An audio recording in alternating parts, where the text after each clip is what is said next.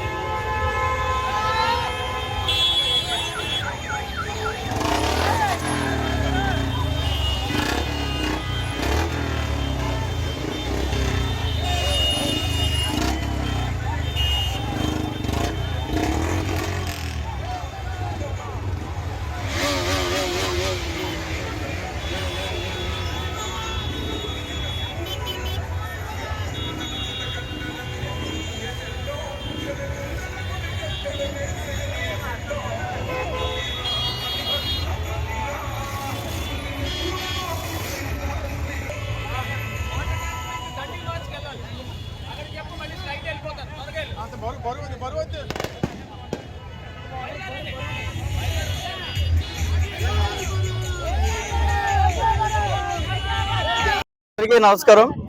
మరి ఈ రోజున రాజమండ్రి నుంచి సిద్ధం అని ఎంపీ మార్గాన్ని కాబోయే ఎమ్మెల్యే భరతరామ్ గారు ఆధ్వర్యంలో మరి జరిగిన ఏదైతే అభివృద్ధి ఉందో ఆ అభివృద్ధిని చూసి యువత అంతా కూడా మళ్ళా నెక్స్ట్ కంపల్సరీ భరతరామ్ గారు ఎమ్మెల్యేగా నెగ్గాలి, పైన జగన్మోహన్ రెడ్డి గారు సీఎంగా అవ్వాలి, ఎంపీగా గూడూరు శ్రీనివాస్ గారు నెగ్గాలి.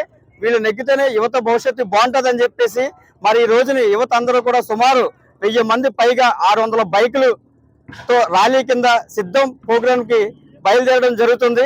మరి ఈ ప్రోగ్రాం కూడా సిద్ధం అనే ప్రోగ్రామ్ ని విజయవంతంగా చేకూర్తామని చెప్పేసి మన యువత అంతా కూడా సిద్ధంగా ఉన్నారని చెప్పేసి మేము సిద్ధం